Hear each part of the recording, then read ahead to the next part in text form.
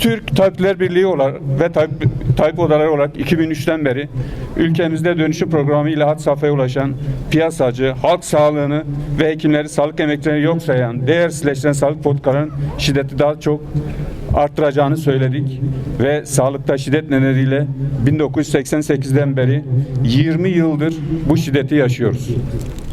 Yine 5 yıl önce tam da bugün 2 Ekim 2018'de Doktor Fikret Hacı Osman'ı görev yaptığı hastanede silahlı saldırı sonucu yitirmiştik.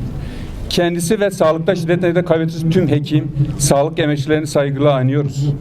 Sağlıkta şiddet son bulana kadar hekimler olarak mücadele edeceğimize söz veriyoruz. Son olarak Cuma günü Van 100. Yıl Üniversitesi Tıp Fakültesi Hastanemizin acil servisinde 2 hekim arkadaşımız hasta yakınları tarafından darp edilmiş ve bir arkadaşımızın her iki omuzunda kırıklı çıkıklar meydana gelmiş. Ameliyat sonrası yoğun bakım ünitesinde tedavisi devam etmektedir. Her ay sayısı katlanarak artan yüzlerce hekim bu kötü koşullar ve gelecek kaygısıyla ülkesini terk ediyor. Neredeyse hepimiz çalışma yükümüzün yanında bu sağlık sisteminde ruhsal anlamda zorluklarla da karşılaşıyoruz. Daha geçen hafta 3 meslektaşımız intihar etti.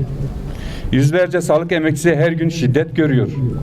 Tüm hekimler, sağlık emekçileri geçim derdiyle boğuşuyor.